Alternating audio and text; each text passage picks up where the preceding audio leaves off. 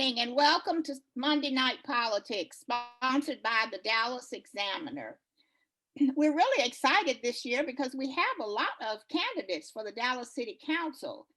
I want to acknowledge some people who are working with us and have been consistent in helping us with Monday Night Politics. The first person is Christy Thomas, and she helps us with the webinars and the technical assistance, as well as being our timekeeper. She has worked with Monday Night Politics for approximately 10 years. The second person is Robin Jimenez. Robin is the Vice President of Production and Editorial for the Dallas Examiner, and she will be putting the webinar live on Facebook for us tonight. Additionally, she has assigned a reporter to capture some of the highlights of the forums to place on the Dallas Examiner website. We are fortunate tonight to have as our moderator, Jolie Robinson. Jolie has served as our moderator in the past for Monday Night Politics, and she has a passion for serving our Dallas community. Jolie Robinson is currently Vice President of Government Affairs and Public Policy at Dallas Area Habitat for Humanity. Previously, she served as a Community Engagement Manager for the Dallas Police Department. Jolie is also co-chair of the Dallas Truth, Racial Healing, and Transformation Organization, and she volunteers as a court-appointed special advocate with Dallas CASA. I'm introducing to you Jolie. She'll be our moderator for tonight. Many thanks, Ms. Belt, for allowing me the chance to be the moderator again. Thank you to the hard work of Christy and Robin. We're gonna have a wonderful time this evening. We'll be covering two districts, District 3 and District 4. So it's gonna be a great time. Today is International Women's Day, and without Ms. Belt and the amazing work that she's done over the years, she is our legacy, she is our heritage, and so I want to honor her today on International Women's Day. Thank you all for joining us this evening. We got in a few questions beforehand, but we're going to follow the same flow. Christy is going to be the timekeeper, so you may see her pop on and let the candidates know that they only have a couple of minutes or they need to start wrapping up. We'll start with District 3. We have two candidates for City Council in District 3. We have Casey Thomas and Irby Foster. I want to give a couple of important dates for everyone out there to remember, and I'm going to try to remember them I'm going to try to say them regularly. Monday, April 19th, early voting begins. Election Day is May 1st, so be sure, I think you have till April 1st to be sure your information is correct and you're registered to vote. We have some tremendous sponsors this evening in NAACP Dallas Chapter, Dallas Alumni Chapter of Delta Sigma Theta Sorority Incorporated. We have the Metropolitan Dallas Chapter of Delta Sigma Theta Incorporated, and we have several other sponsors that I'll give throughout the night. Mr. Canto, there we go. Until your time is up, we'll have all the other candidates have your cameras off. I see Casey Thomas's face. Irby Foster. Can I have you come up? There we go. So there's going to be 2 minutes, right, for you to do your formal introductions. Both of you will get 2 minutes to do your formal introductions. We have plenty of questions to get through specifically for you and some questions that I formulated myself as well. In that 2-minute introduction, you can give the folks any information that you think they would need to have. And again, we're gonna dive into those questions. I do a little mix of everyone. So I might have Casey Thomas go first, and then I might have Irby go first so that everybody gets the fair and equitable share of this whole space in this room again. Mr. Casey Thomas, 2-minute introduction. Good evening, everyone. First of all, I want to thank Molly Belt and the Dallas Examiner and all the sponsors for this opportunity once again to come before you. My name is Casey Thomas. I have served on the Dallas Council for now 3 terms. I'm running for my 4th and final term. It has been an honor and pleasure to serve and represent the city of Dallas. At this time, we need experienced, competent leadership to lead us through this crisis. I have had the opportunity to lead our city on our COVID-19 ad hoc committee. I chair that committee. And the most important thing right now is individuals who want to get the vaccine have an opportunity to get the vaccine. I have been fighting day and night to make sure residents of District 3 and throughout the city of Dallas have an opportunity to get registered in the challenge and then to get the vaccine. I'm partial toward our seniors. It has been my honor and pleasure to bring the only senior center in District 3 to Redbird in Oak Cliff, where we have over 300 seniors that come a day. Those same seniors are coming every day to receive a free lunch, and they are there each and every opportunity that they get. I was able to help WellMed get 400 vaccines so they can vaccinate our seniors and make sure the vaccine is given in an equitable manner. I thank you for this opportunity. I ask for your vote. Casey Thomas, Dallas City Council, District 3, number 1 on the ballot. Thank you very much. Thank you so much, Mr. Casey Thomas. Mr. Irby Foster. Good evening, and also thank you to Molly Belt for inviting me and the Dallas Examiner and all the staff. I appreciate that, and everyone in the community that's really come up and supported me behind me. I agree that we do need experienced leadership, and that's why I felt that I needed to run and challenge Casey's candidacy. I've also worked for the city of Dallas for collectively about 12 years, so I'm not naive to how the city operates, how they fund their budgets, where they hide money. In fact, when I was an employee as a manager, they taught me how to build the budgets and where to stuff money, if you will. And so I'm not naive to how they build the budgets. I'm not naive to how the city operates. I know how it operates. I've worked in human resources, I've worked in safety, and I worked at the Redbird Airport or Executive Airport and at Love Field. Also, I've lived in the district for 20 years. I own a house here. I've raised my children here. They've gone to school here. And so I'm not naive to the problems in our district. Not only is it the COVID right now that's a problem, making sure that everybody gets vaccinated, but also we have so many other problems. Our seniors need better services. We have a lot of poverty. 1 in 5 people, I believe, in our district is under the poverty level. And that has not changed under Casey's leadership. As well, Casey's been there for 6 years, and in 6 years, crime has doubled in District 3. And I'm very concerned about that. Homicides have doubled specifically, assaults have doubled, some other numbers have gone up and down minusculely.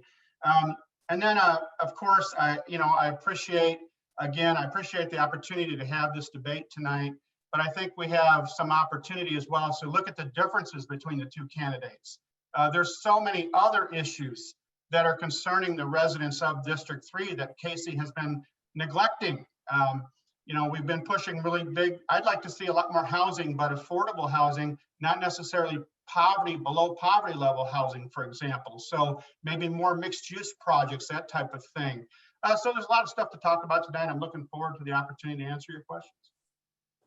Thank you. Thank you both for keeping your introductions within the 2 minutes. Again, if you're watching, you've joined Monday Night Politics, the Dallas Examiner out there in the virtual world. This is an opportunity for us to come to you in a COVID safe space. We have plenty of questions that we're going to get to. We have a ton of sponsors. So thank you for Alpha Sigma Lambda chapter of Alpha Phi Alpha fraternity. Thank you to the Dallas Alumni chapter of Kappa Alpha Psi Inc. And we still have more to go. So first question, I'm going to start with Irby first, and then I'm going to go to Mr. Casey Thomas. What do you see as the top 3 priorities in your district, and how do you intend on addressing those priorities? Mr. Foster? Thanks, Jolie, for the question. One of the top 3 priorities in the district are public safety and getting the police department correctly staffed and correctly managed so that we're safe in our district. I've already walked about 400 homes and knocked on doors.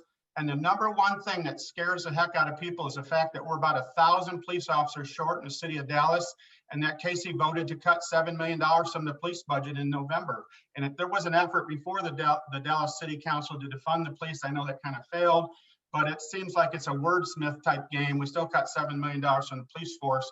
And honestly, that scares the hell out of everybody, whether they're black or white, whatever their race is or nationality. I think the second issue is getting this COVID vaccination out and getting it done right. I do have to be honest. I do give Casey kudos where you can. The city of Dallas is doing a much better job than Dallas County, for example. However, The Dallas city taxpayers are funding all those efforts, where we're also paying as taxpayers money for Dallas County, and Dallas County, I think, does a little bit less job than us. And finally, quality of life issues. We'll let you wrap up that one statement. Quality of life issues. There's a lot of amenities, picking up the trash, picking up recyclables. I think garbage and trash pickup is the #1 complaint in Casey's district, here in District 3, and it's just not being resolved. And people are tired of the basics not being Thank you. Thank you, Mr. Foster. Mr. Casey Thomas, do you need me to repeat the question, or do you remember? No, I wrote it down. Okay, good deal. Go ahead. All right. First of all, I appreciate Urbik referring to as my district. It's District 3. It's the residents of District 3's district. I'm honored to serve as their council member. #1, vaccine access. That is definitely the #1 priority. One of the biggest challenges that we've had is making sure that individuals who want to get the vaccine get an opportunity to get registered and then be able to get signed up. Relationships are very important in this position. It's not just a matter of what you do in the position, it's the bully pulpit that allows you to have influence in other areas. I've been contacted many different ways through social media, text messages, emails, so many people who signed up months ago to receive the vaccine who have not been able to get access because I have a relationship with Dr. Wong, who is the director for Dallas County Health and Human Services. I'm able to simply email him the names, zip code, and phone numbers, and he sends out the notice for them to be able to sign up for the vaccine. So access is #1. #2, public safety. Public safety is critically important. It is so important because we want to make sure that everyone feels safe. I had an opportunity to spend time with our chief, and our chief is committed to making sure our city's safe. Third is code enforcement. We got to make sure that code not only is in our communities, but is a part of our community. All right, thank you for that. Again, if you're joining us, you already know what you're watching. You're watching Monday Night Politics. This is a wonderful opportunity for us to hear from the candidates for the upcoming city council race. We're hearing from District 3 candidates Urbie Foster and Mr. Casey Thomas. The next question I'm going to ask, and then I'm going to go into some of the questions that were that were emailed to Dallas Examiner. What type of development, economic, housing, etc., what type of development is most critical to the overall city of Dallas and specifically your district? Excuse my dog in the background. And how would you support that development? I'm going to have Mr. Casey Thomas go first and then Urbie Foster. Well, first and foremost, it's economic development. When I got elected, matter of fact, when I was going knocking on doors and I was getting input and having listening sessions, the one thing that I was consistently told all throughout the district is we want quality retail in our neighborhood. We see the development that's taking place at Redbird Mall. And no, Redbird is not in District 3, but the residents who live near Redbird, they are in District 3. And the first thing that they told me is we want quality development just like Redbird used to be. Through my relationship with the owner, Peter Brodsky, we're beginning to see once again quality retail at the mall. We want to make sure that people also understand that we want to have quality housing. In District 3, 90% of District 3 is single family houses. We only have 10% of multifamily houses. So it's a district where people own their homes. They want to see the quality of those homes maintained. And so many of them are committed to doing their part to make sure District 3 is the best place to live, play, and pray if you choose to. I'm on mute. Do I need to repeat the question or you got the question? Let me unmute yourself.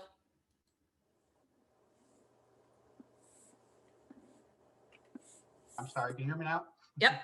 Okay. I do agree that economic development is very important to District 3, and there's a lot of areas that need to be addressed, but it's not just industrial economic development. And that's kind of, I think, where we're lacking in our district. As I mentioned in my opening statement, those 1 in 5 people that live in our district who are below the poverty level, those numbers haven't changed since at least 2017 when I see the figures. So here we are in 2021 and we're still at the same place. So even though we open up a new, Aldi's or a new whatever, it hasn't changed the quality of life for the residents of our district. So I think we do need to put in an industrial park. I think we need to do incubators that would do an industrial park to bring industrial type business, the industrial type jobs that make $20 and $25 an hour. We have a lot of land around Executive Airport that could be done for that. Secondly, we need to build more small business incubators.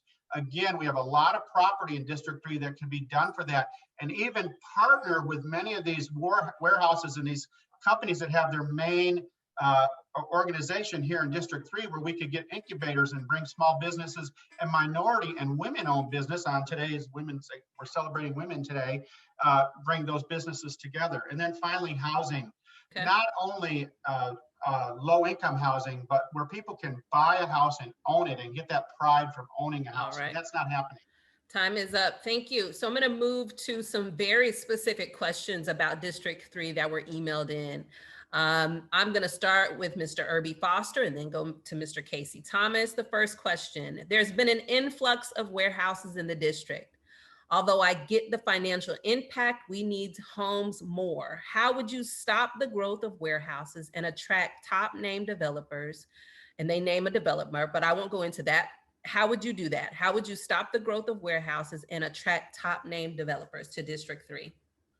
There's so many incentives that the city can offer these developers, and have actually, one of them is one of the ways that you do that when you want a development, you, for lack of a better term, you scope out what you want that development to include. So we want mixed income housing, and we want some mixed shopping or some mixed grocery store stuff in that housing development. So there's an example of a property that we want developed. On my capstone project on my master's degree when I went to school, that was what I did, was I developed a project for the city of Prosper. And there's so many things that the city of Dallas can offer the correct developers: free water, discounts on other type taxes and property taxes, sales tax revenues, those type of things, other types of incentives. Maybe the city builds the roads and the infrastructure. So there's some examples. I do agree we have way too many warehouses. And the other thing I was mentioning I think we have the most low-income developments of housing in the city of Dallas, District 3. And really the residents of District 3 are kind of tired of Casey always bringing us low-income housing developments. We want mixed developments, mixed income developments, and then bring in some shopping and small businesses. Your time is up. Thank you. Mr. Casey Thomas, same question. Absolutely. First of all, we have two premier industrial warehouses, one along 30 and Cockwood Hill, one along 20 and Mound Creek Parkway. Those are providing living wage jobs starting at $50,000. And so we've been able to provide, because of those locations, an increase in the quality of life for many individuals. To answer your first question, how do you stop an influx of warehouses? We just did it. We just did it about 60 days ago. What you do is you deny zoning changes for warehouses right at Capella Park, one of the most beautiful, diverse neighborhoods in the city of Dallas, across the street from the Potter's house. They let me know we do not want these warehouses in our neighborhood. 100 people during a pandemic came out with masks and let me and our plan commissioner know we do not want this. They thought because a corporation, big and strong, had the ability to force their way through, they didn't realize, but they learned quick. The power is in the people. The people in the neighborhood, they said no, I said no, and that application was pulled, and they're celebrating today because they do not have warehouses in their neighborhood. Thank you, Mr. Casey Thomas. I'm going to take a short break just to say thank you again to Ms. Belt. Thank you to the Dallas Examiner for this wonderful platform. Monday Night Politics is, legacy work in our community. I saw someone ask about District 4. District 4 will probably get to all of those candidates about 7 o'clock, somewhere in that time frame. We have plenty of time left for our District 3 candidates. That's Mr. Casey Thomas, Mr. Irby Foster. I'm going to read off a few more of the sponsors for this evening. It's usually held at the African American Museum at Fair Park, if you all are aware of it or not. Dr. Jolie Robinson is an amazing individual who has led that beautiful establishment. That's one of our sponsors. The South Dallas Business and Professional Women's Club, Inc., St. Luke Community United Methodist Church, the Commish Radio Show, the North Texas Cluster of the Links, Greater Dallas League of Young Professionals, Dallas Black Chamber. We could not do Dallas Monday Night Politics and with the Dallas Examiner without these sponsors. There's a few more to go. I'm going to keep going with this conversation. I'm going to go with Casey Thomas first and this Mr. Irby Foster.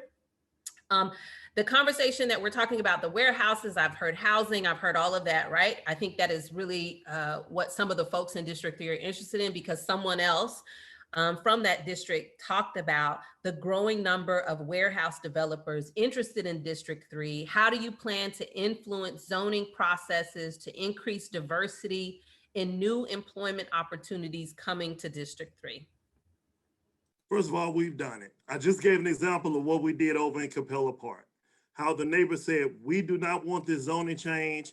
It never even made it to the city council at the plan commission level. And that's why you got to understand experience matters. You've got to understand the levels of government. You've got to understand the processes, critically important.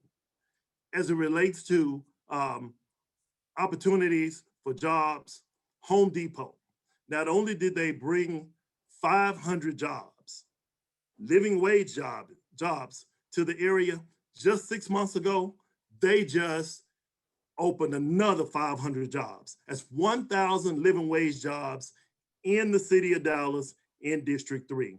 We have to look at more and more opportunities. We can provide incentives for companies. I just was on the phone the other day with a company that's looking to move here, looking to move actually to Southern Dallas, African-American owned company that's looking to move from China in not only to the United States, but the city of Dallas. And having relationships, experience matters. Having relationships with developers who know how to get the job done. That's one of the most important things you can do as a council member. Great, thank you. Mr. Irby Foster, same question. Let me know if I need to repeat it and be sure. Yeah, there you go. Yes, please. No worries. With the growing number of warehouse developers interested in District 3, how do you plan to influence zoning processes to increase diversity in new employment opportunities coming to District 3? You know, that's a great question. Thank you, Jolie. And, you know, just to tag and finish up some points, one of the ways that you do that is through your board and commission appointments. And one of the things that's also discouraging to many of the residents of District 3 is that Mr. Thomas has not had diversity on his board and commission appointments. And so that diversity that we need that should really reflect our district and our city is not there. I met yesterday with the Tejano Democrats, and that was one of the things that they brought up. There's no Tejanos at all. So that's a very good point. That's a way you start that. Secondly, you appoint people from your district. I'm not sure that all the people that Casey has appointed to the boards and commissions live in District 3. So I'm doing an open records check to see that. The other thing too is to answer what he just said, the residents of District 3 do not want more of these warehouses and more of these low-income home projects. And there's another one or two on the drawing board. I know one of them is next to Westmoreland Station on Westmoreland. It's before one of the boards right now. And the community in District 3 has continued to say to Casey, we don't want it. Okay, thank you so much. I'm going to kind of roll this next question into one because both of them deal with low-income housing. One question directly from the district, another one I see in the Q&A section. So I'm also trying to take a look at that as well. This one will go to Mr. Irby first and then Mr. Casey Thomas. Your vote impacts the entire city, not just your district. What will you do to facilitate low-income housing north of 30 for renters? An email question was, how do you encourage financial institutions to invest in new homeowners in District 3? They also talk about to prevent the oversaturation of the low-income housing tax credit projects south of 30. So I'm hoping that's not too garbled for everyone to understand, but really the low-income housing tax credit, being sure that fair share across the city of Dallas, what does that look like for those needing housing? You know, I'm totally in favor of getting people in houses, getting them in their own homes. In fact, that's one of the biggest things when I go door to door and talk to people. They don't get that they don't get that ownership in an apartment that they want in a house, and we're not doing enough in the city of Dallas. If the city of Dallas is not doing it right, then maybe we need a city Dallas Housing Authority 2.0. I don't know, but that's some of the things that I want to start to look into, because what we've been doing up to today in the last 6 years isn't working. We're building way too many apartment homes. But how do you do that? To answer your question, it's back to those relationships. We have plenty of relationships with major corporations in this city, and we've seen some of the donations come through the pandemic. For example, the mayor's got that donation from Mark Cuban for $1.25 million to help with some of these projects that we have going on. There are plenty of people in this city that we can partner with to do the right thing, to get people into their own homes, because that affects so many things. It reduces crime, it improves ownership, it improves pride, it builds families, it does so many things, and the things that you don't get in an apartment. The low-income tax credit has got to be moved all around the city, and that's kind of a good point. Okay, thank you, Mr. Casey Thomas. Jolie, if you could repeat, because you kind of, like you said, combined two different things. I combined two. Yeah, I sure did. Yeah. So the plan to prevent the development of low-income housing tax credit projects south of 30, that's a concern. People want to hear about that. Encourage financial institutions to invest in new homeowners. That's a desire. The question that's in our Q&A is, as a council person, your vote impacts the entire city and not just your district. What will you do to facilitate low-income housing north of I-30 for renters at or below 50% of area median income? Okay, I'm gonna try and combine a few things. One of the first things I did, I was appointed January 1st, chair of the Housing and Homeless Solutions Committee. At our first meeting under my leadership, I requested a racial equity audit of the comprehensive housing policy. Why is that important? Because if we don't take the time to evaluate our housing policy with the racial equity lens, then we won't know how we are intentionally or unintentionally negatively impacting people in communities of color south of 30. How do we begin to put more projects and I call workforce housing? We've got to begin to look at the language. Workforce housing projects north of 30. We just voted on last Wednesday for a project. Unfortunately, because of the state law, one state representative, and many of you saw this on Channel 8, one state representative can write a letter and saying that they're not in support of that project, and it will undo everything that was done at the city council level. So we as a council have to have the political courage to look at ways in which we can support these projects in what they call high opportunity areas, where there's grocery, quality schools, retail, but at the same time, at the state level, that's why relationships matter. You've got to encourage those representatives at the state level and inform them of why it's important, the decisions they make, and how those decisions affect us here. In terms of investing in quality housing, there are a lot of developers. I just had hosted a meeting last Wednesday with Black home builders, and we're talking about ways in which we can create opportunities in an equitable manner for them to build quality houses south of 30. Okay, good deal. I'm going to come back to some of those questions that were emailed to us. I appreciate those responses that you had. This one is going to go to Mr. Casey Thomas first, and then Mr. Irby Foster. The digital divide is very real in our city, and the current pandemic, along with the most recent winter storm, has made that clearly evident. Generally, our older residents and those whose first language may not be English have experienced a lack of consistent communication from the city about resources. Please explain how you might address that problem. We're already doing it, Jolie. We're already doing it. Through the Workforce Education Equity Committee, which I chair, our focus has been throughout this pandemic, utilizing a racial equity lens to make sure those who are most impacted have access to resources. We have provided mobile hotspots in communities of color through our libraries. We partnered with Dallas ISD to look at ways in which we can provide actual lighting that has Wi-Fi.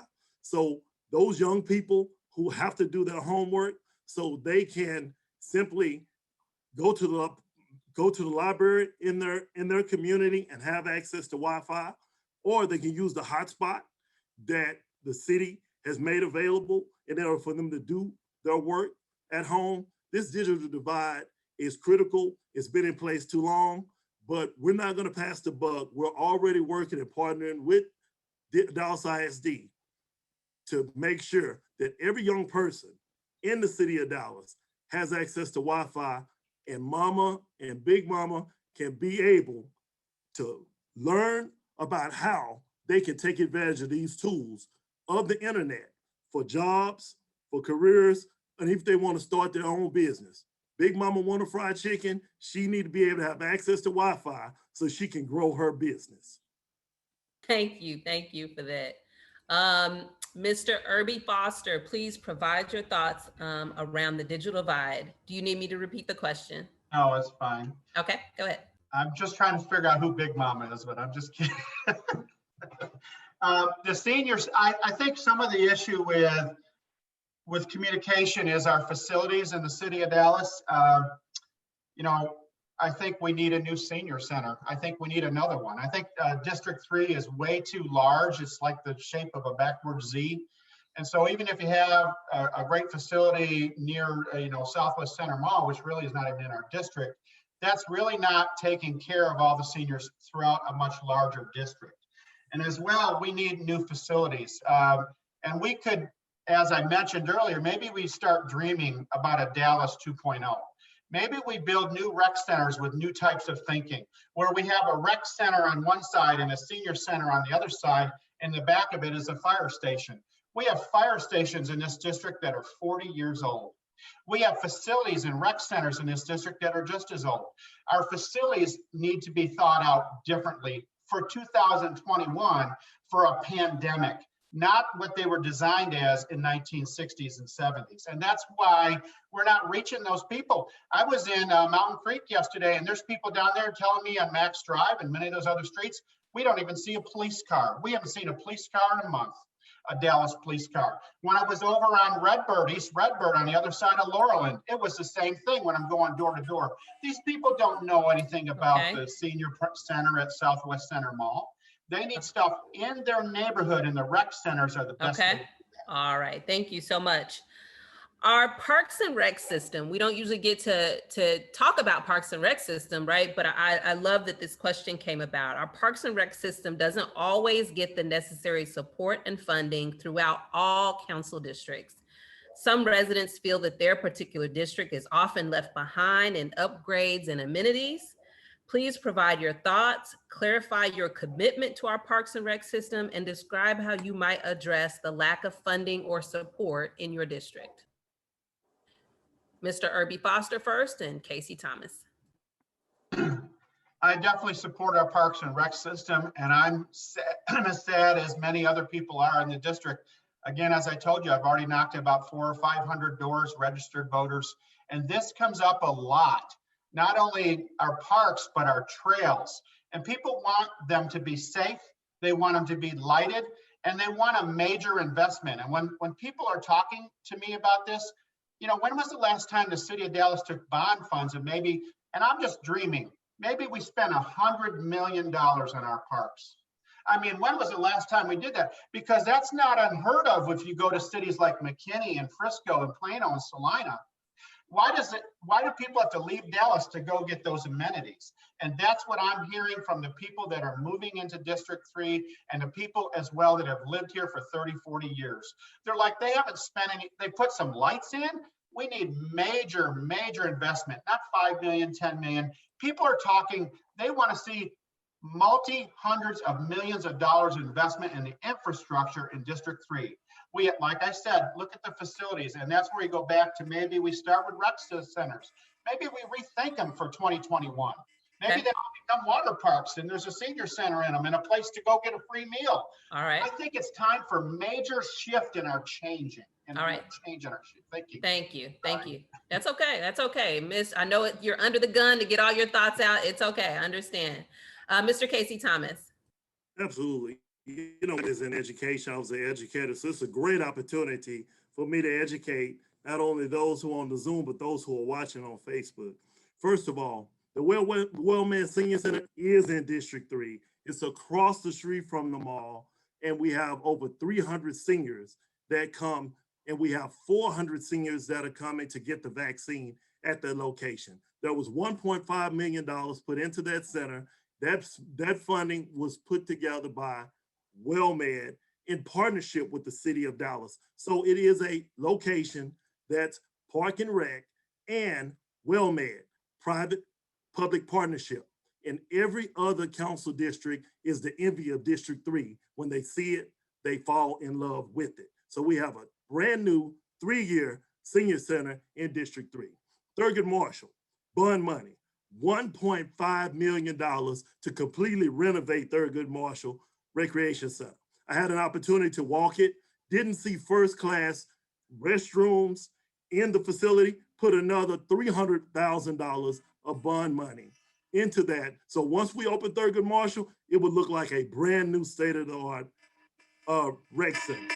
All right, thank Glendale you. Park, real Our quick, time. Glendale Park. Last We sentence. just did a master plan to make Glendale Park a signature park, which was promised to the residents of Singing Hills back in the 80s. All right. Thank you so much.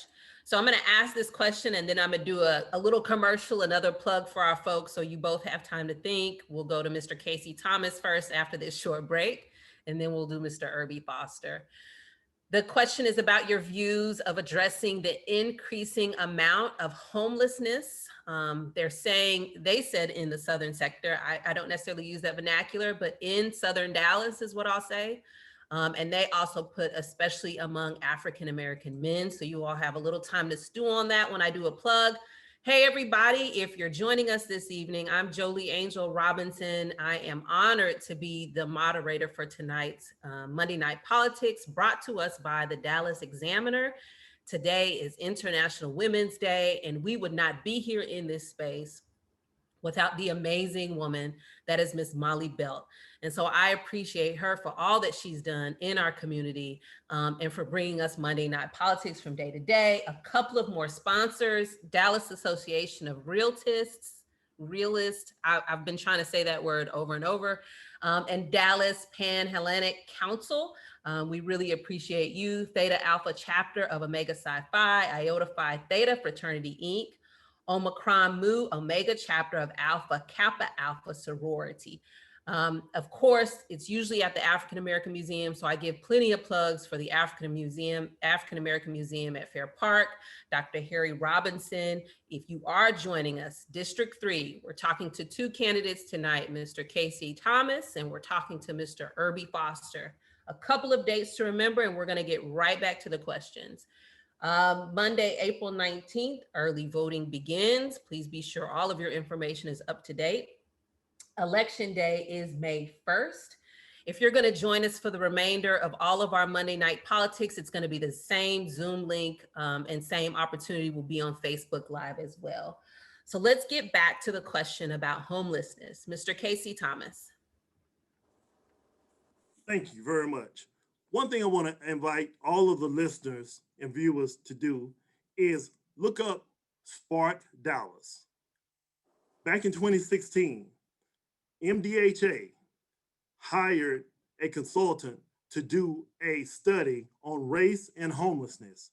That report has sparked the kickoff of a group called the Black Male Agenda 2021. Not only has it sparked that, but so many people are asking, why is it that when we think about homelessness, the face of homelessness is older Black men? We're not going to tolerate that anymore. What we're going to do is we're going to take some of this money that we're getting from this stimulus bill, COVID relief bill, and we're going to purchase more hotels so we can give not only these Black men and others who are homeless somewhere safe to stay with wraparound services, with mental health, drug support, all the things they need. We've got to end homelessness, and we've got to do it now. We have a goal in 2021 to end veteran homelessness. In 2022, our goal will be to end homelessness for Black men in the city of Dallas. Thank you so much. Mr. Irby Foster. You know, I think one of the problems, and that may be why we have not resolved homelessness, is because we're not addressing the root causes of homelessness, and or looking at homelessness from a perspective of what are the root causes. But there certainly are some major players that are causing the homelessness in the city of Dallas, or the state of Texas, for one, not providing the mental health services that they need to be providing. Secondly, I think from a taxpayer's perspective, when I talk to people at the door, you got to remember, people pay city of Dallas taxes, Dallas County taxes, DISD taxes, and then of course they pay sales tax when they go to the store. There are 4 taxing agencies throughout the city that need to be a part of the solution to homelessness in Dallas County, not just the city of Dallas. I think we're putting a heavy burden on the city. I don't disagree with the need. I certainly agree there's a huge need and it's getting worse. But I think when we figure out what are the root causes, or who's also responsible, the state of Texas, for example, and maybe Dallas County as well, could kick in some more money to help us with this problem, that would really help to resolve the problem instead of just making it a city of Dallas problem. It's not just a city of Dallas problem. All right, thank you so much. Moving on to the next question, you talked about the tax, and so I'm gonna bring up one of the questions here in the chat, which talks about property taxes are high.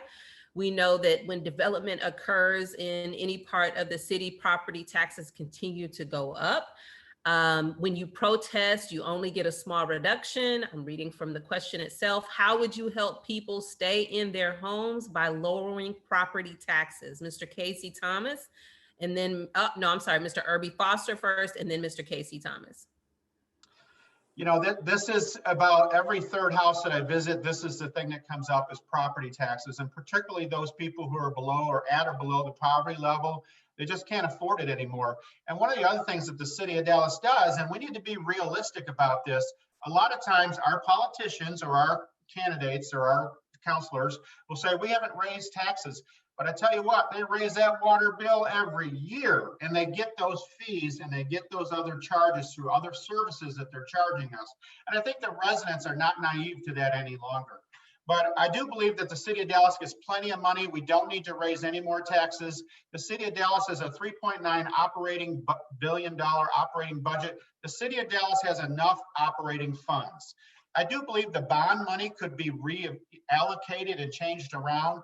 I think we really need to take a look at that. And the good thing about the bond money, where we've kept it, we haven't had to raise taxes, I don't believe, for the bond funds. I just think that they need to be changed. So that's where we need to get, you know, as we were talking about dreaming, new fire stations and other things like that. Let's use capital money, keep property taxes the same. And then you start to get more sources of income through building new homes and getting new businesses in our district. Okay, thank you so much. Mr. Casey Thomas? Could you repeat the question? Yes, I sure can. I took it off of my screen, but it was about property taxes keep going up. How can, and when they protest those property taxes, it only takes off a small portion. How would you help people be able to remain in their homes by lowering property taxes? Well, first of all, educating people on taxing and those different entities that provide taxing. The school district, their tax is much, much higher than the city. And when we have consistently, and it's been a challenge, we have consistently reduced or lowered the taxes. We even made amendments to the city manager's budget. And many people don't know, the city manager is the one who produces the budget, presents it to the council, then the council makes amendments to the budget. We voted to make amendments to the city manager's budget in ways in which we could continue to reduce the taxes.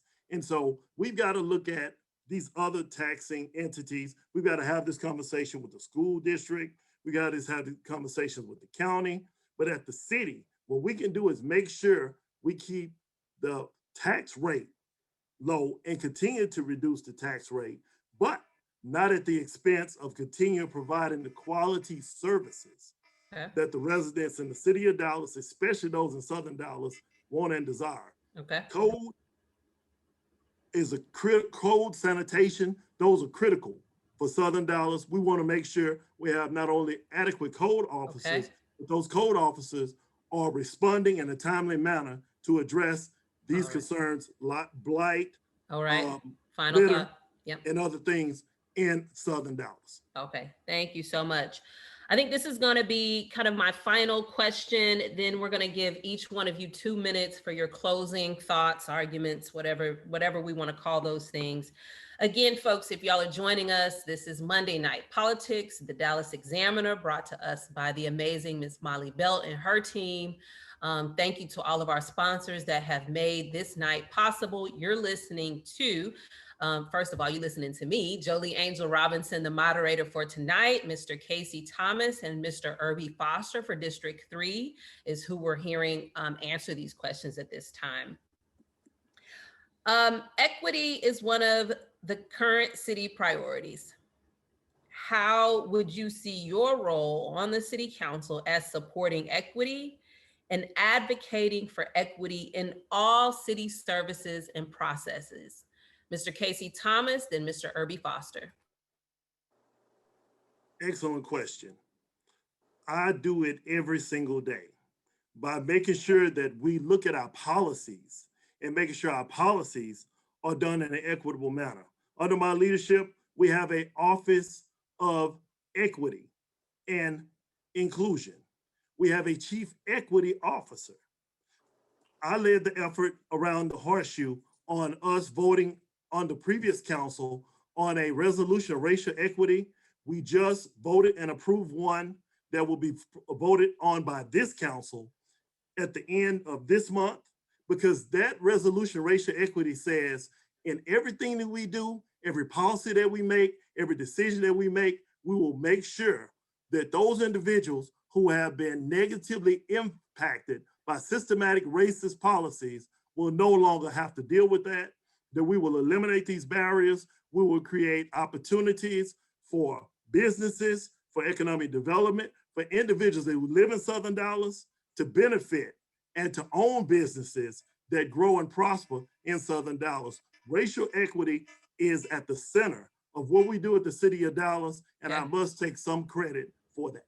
Thank you so much, Mr. Casey Thomas. Prepare for your 2 minutes after Mr. Irby Foster.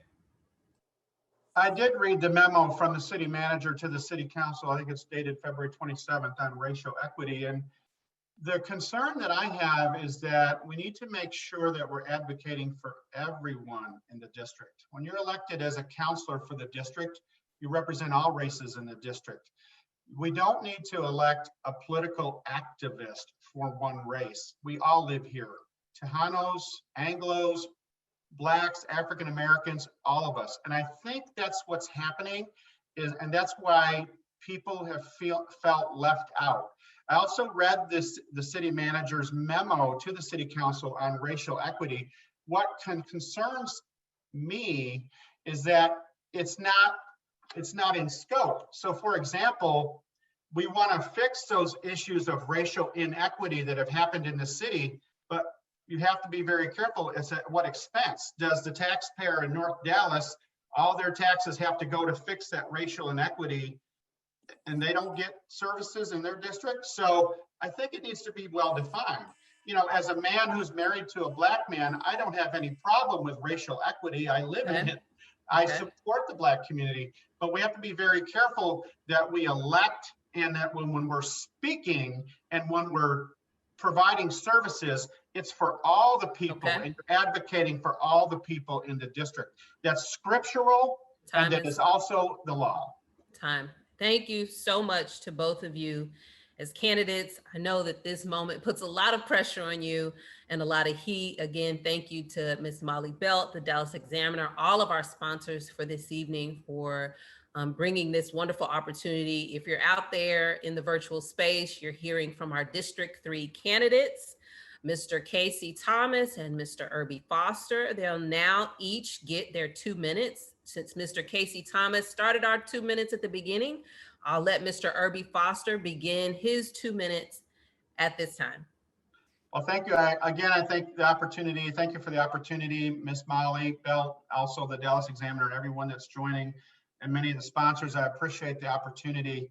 As I said, I think that what's happened in District 6, Casey has been here 6 years, and in 6 years, many of the major crime numbers have doubled. Homicides have doubled, assaults have doubled, and I don't see that we're moving in the right direction from a crime standpoint. It's getting more unsafe to live in District 3. We're tired of gunshots. We're tired of street racing. We're tired of warehouses being built. We're tired of these low-income housing units being built, and they're not mixed-income housing units. We're tired of being promised an H-E-B grocery store, and it never comes. We get an Aldi's instead. I don't see how those are really the things that we have been wanting for Black, white, Hispanic. We want the opportunity to be safe in our home. We want our taxes to be reasonable, and we want the services to be stellar.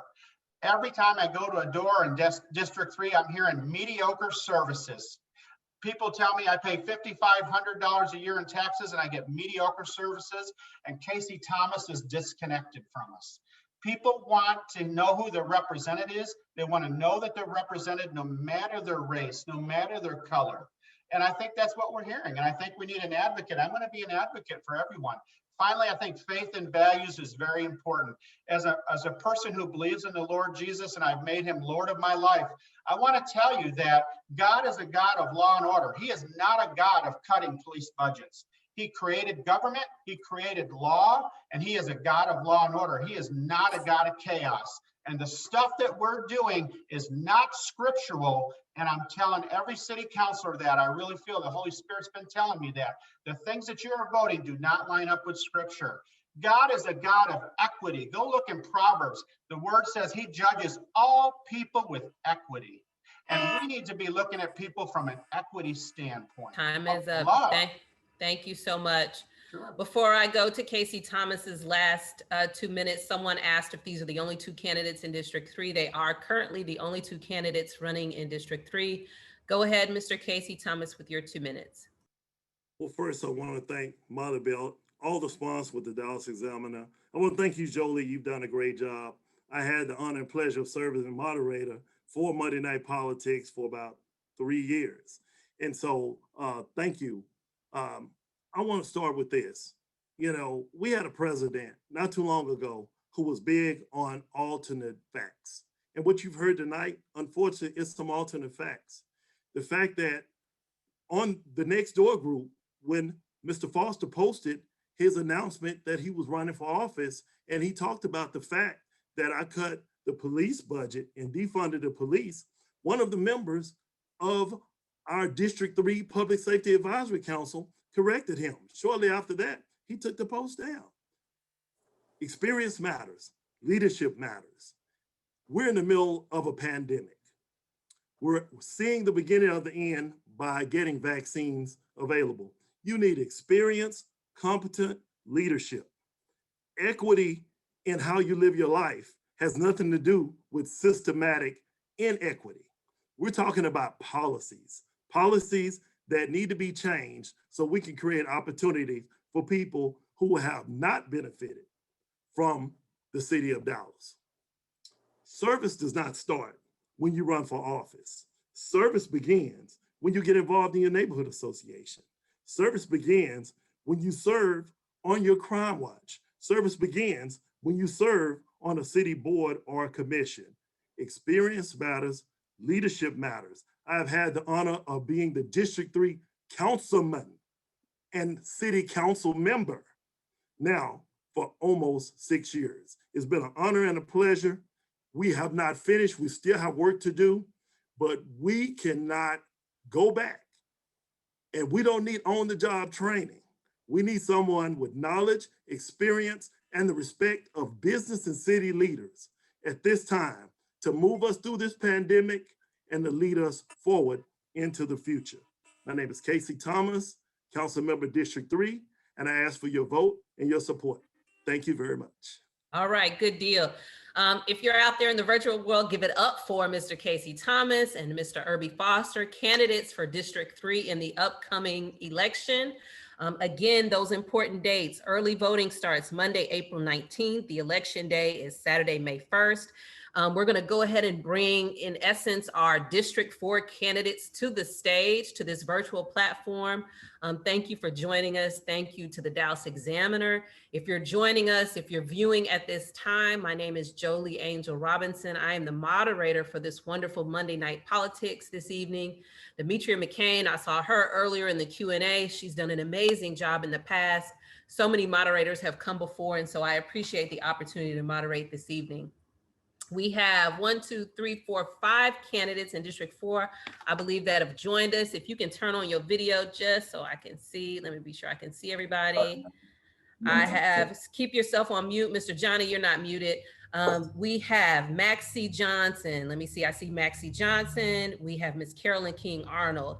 Mr. Johnny Aguanaga, did I, okay, there we go. I see you. Mr. Matthew Canto, I see you. Can I start your video because the host has and Mr. Maxie Johnson, you're not muted. And there you go. Miss Leilani Russell, go ahead and take yourself so we can see your video. You can stay muted. Won't let me. It won't. It says that it's disabled. Okay, we'll get your moderator, we'll get the host to be able to let your video be shown at this time. While the host is being, okay, same for Maxie Johnson and Miss Leilani Russell. As our host in the background is getting your video up and running, I'm going to give my brief commercial. This is Jolie Robinson. I am the VP of Government Affairs and Public Policy currently at Dallas Area Habitat. I have the esteemed pleasure to be our moderator for this evening. I feel like Miss Frizzle on the Magic School Bus taking us through this journey of Monday Night Politics. We have a few, I think it's 5, I said, all together for District 4 that are joining us this evening. Same to District 3. If you joined us, we're going to be asking questions. I'm going to be trying to check the Q&A as much as possible so that I can capture some of your questions as well. Again, we have so many sponsors to thank: NAACP Dallas Chapter, Dallas Alumni Chapter of Delta Sigma Theta Sorority, Dallas Association of Realtists, Dallas Pan-Hellenic Council, Greater Dallas League of Young Professionals, North Texas Cluster of the Links. We have so many amazing folks that have been sponsors for Monday Night Politics this evening. And we could not do this if it wasn't for the amazing work of Miss Molly Belt at the Dallas Examiner. So thank you for this time. Everybody ready? I'm seeing most people ready. I see their faces. Miss Carolyn King Arnold, there we go. Everybody's there. Good, good, good. Again, you're going to get 2 minutes. Everybody's going to get 2 minutes for an introduction. I usually go in order, but then I kind of popcorn since there's 5 people to keep everybody on their toes. 1 minute to respond to the questions. After your 2-minute intro, you get 1 minute to respond to your questions. I try to be really polite to cut you off. Please, let's remain in that space this evening. All right, so let's get started. I'm just no order at all. It's just the order that I have written on my little sheet of paper. It's going to be Maxie Johnson first, and then Miss Carolyn King Arnold for your 2 minutes. Go ahead, Mr. Maxie Johnson. Good evening, everyone. Thank you, Jolie, and for this opportunity. My name is Pastor Maxie Johnson. I'm running to be your Dallas City Council District 4. 40 years ago, District 4 was thriving. Lancaster Keys was thriving. We had a theater, we had a library on Lancaster. I grew up in Cedar Crest, and a lot of things was happening in our community that is not happening now. We need economic development, neighborhood revitalization, public safety, community input, and COVID recovery. I serve right now as a school board trustee for District 5. I've done a lot of work with our community. We'll continue to do our work concerning equity, concerning growth and development. I'm asking for your vote to be your next City Council Member, District 4. I'm a community guy. I'm not a politician. I'm a community organizer. I'm someone that you've been knowing that's been on the front line with you advocating for our community in District 4. And together, we're going to build a community with the community. I'm asking for your vote. I'm number 1 on the ballot. Thank you. After Ms. Carolyn King Arnold, we're going to have Mr. Johnny Aguinaga. Good evening, and I'm so happy to have an opportunity to be here today, even though it's a different type of platform. And want to definitely thank, first and foremost, Ms. Molly Belt for her continued commitment to educating constituents on issues of politics. Also recognizing her work because this is Women's Leadership and Heritage Month. Most of you who are viewing us, whether it's by Facebook or those of you who are participating with us tonight, are very familiar with me as the present council member of District 4. And I'm just extremely excited that I've had an opportunity to come back. And we're in the midst of a great, I think, a renaissance. We're doing a lot of big things here in this district. I'm working with our leadership, community leadership, and none of the candidates that are here tonight can boast and be proud of the fact that you have an investment of community leadership as well as business partners. So we're continuing, and we're very happy to continue to take the lead where it relates to the pandemic, the storms. We're continuing to fight for improvement in business, the business infrastructure. We're taking care of basic services for our communities, whether it's sidewalks, alleys. We're providing services to our seniors. We're providing services to our youth. We're taking care of their environment. And I'm just happy to be able to share that report. And we're going to continue to do great things and big things for this district and for this city as well. So thank you for giving me an opportunity to be here tonight. But as I've said before, most of you know that I'm working here as City Council representative and just very proud to have been sent back to represent the voice of those individuals in District 4. Thank you. Thank you so much. After Mr. Johnny Aguinaga, we have Matthew Canto. How you doing? I'm Johnny Aguinaga, running for District 4. I decided to jump on this chair because we've seen that our District 4 South Oak Cliff has not moved a needle since the last 10 years. So I come as a affordable housing builder. I make sure that the working families get a good, decent price for their home. I'm a homeless activist. As you see, I'm boots on the ground. You've heard of Camp Rhonda, everybody's house, something that I threw a rock and it happened. I'm a Dallas County Volunteer Deputy Registrar since 2018. I love to sign up people so they can have a voice. Doesn't matter what precinct or district.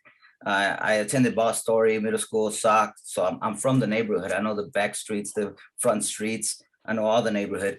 So I come to this chair to improve our district.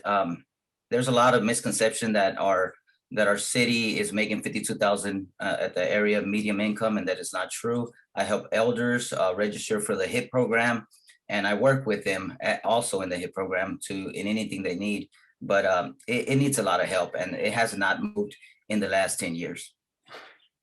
Okay, thank you. And all candidates, please remember some of the acronyms you're using, everyone is not familiar with, so please be sure to really list those acronyms out.